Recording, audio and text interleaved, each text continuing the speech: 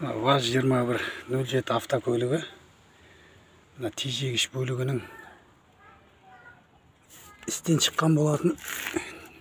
Колодкасы желініп кеткен болу керек. Тормоз деген тежегішіміз, автокөліктің тежегішін басқан кезде 2-3 рет басқаннан әрең ұстайды. Қазір ашып қарайтын боламыз. Не болып тұр? Қандай бөлшегін ауыстыру керек деген сияқты. Қазір домкратты қойып алдық. 4 дөңгелегін босатамыз, қазір ашамыз. Міне кілтпен бір босатып алдық. Қазір ашу барысындамыз. Бір босатып алсаң қолмен де ашыла береді. Қазір домкратпен көтеретін боламыз.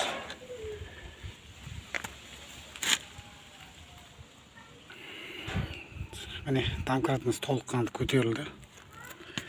Енді толық ашып аламыз аяқты. Қолмен оңай ашылады. Бір босатқаннан кейін. Міне аштық. Міне новый жаңа колодка алып қойған болатын базардан. Қазір міне ашып қараймыз. Міне колодканың жағдайы мынандай болып жатыр. Желініп кеткен. Менің тежегішім дұрыс жұмыс жасамаған себебі осы екен. Қазір алмастыратын боламыз бұйырса. Міне мына екі жерінде мынандай екі сымы болады. Мынаны алсаң қазір шығады.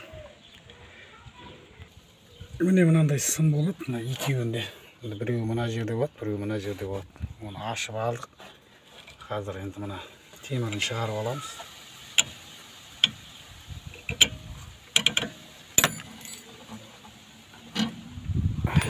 Мына колодканы ұстап тұратын мынандай екі сымы болады. Оны алып тастаймыз. Екі темірін де шығарып алдық. Енді колодканы шығаратын боламыз. Қысылып қалған екен, қазір отвертмен ұзатып алайық бұны. Міне колодкамыздың түрі кәдімгідей жеп тастаған. Міне новый жаңа колодкамыз ашып жатырмыз. Мынаны жаңасының қалыңдығын қараңдар. Содан соң мына ескісінің қалыңдығын қараңдар. Қанша айырмашылық бар. Міне екі колодкамызда кәдімгі пышақ сияқты желініп қалған. Тежегіштің колодкалері осындай болып жатыр. Міне екеуінде қазір алмастырамыз. Жаңасы мынау. Жақсы фирма деп берді. Шиқылдамайды. Тежегіші жақсы ұстайды деп. Қазір бұйырса алмастырамыз. Екеуінде алып тастадық. Мына колодканы салып жатқан кезде мына несі қайтпай қалады, темірі. Соны мына аяқ кілтпен или мықтылау отверт болса отвертмен былай қарай қайтарып жіберсе ішке қарай кіреді.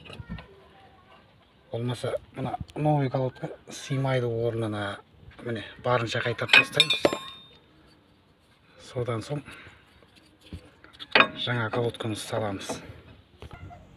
Міне екі жаңа колодкасында салдық. Енді мына темірді салмасам, мына сымын салмасам, мынау шығып кететін болды. Сол себепті мына сымды қойған. Екі колодкасында ауыстырдық. Міне осылай. Қазір мына аяқты салып болғаннан кейін тормозда тежегішке бір-екі рет басып орнына келтіріп жіберу керек. Болмаса қауіпті. Машин ұмытып кеткен жағдайда машин қыздырып жүрген кезде тормоз тежегіш жасамай қалуы мүмкін. Сол себепті тормозды 2-3 рет басыңқырап жіберу керек. Колодканы ауыстырып болғаннан кейін міндетті түрде. Соны ұмытпайық. Міне достар, міне осылай аяқты қатырдық. Қазір домкратты төмен түсіреміз. Сонымен көлігіміз дайын ары қарай жұмыс жасауға. Әрине бұны бірі білсе, бірі білмейді деген сияқты. Әр қазақ білген дұрыс деп ойлаймын, көлік жүргізетін жүргізушілердің. Міне көліктерін осылай тежеуіш жағынан сыр беріп жатса, өздерің ашып қарап, осылай ауыстырып алсаңдар болады. Көлік жөндейтін жерлерге бармай-ақ өздерің жасап алсаңдар болады. Өзім бөлісіп жатқаным, жалпы өз білгеніммен міне осылай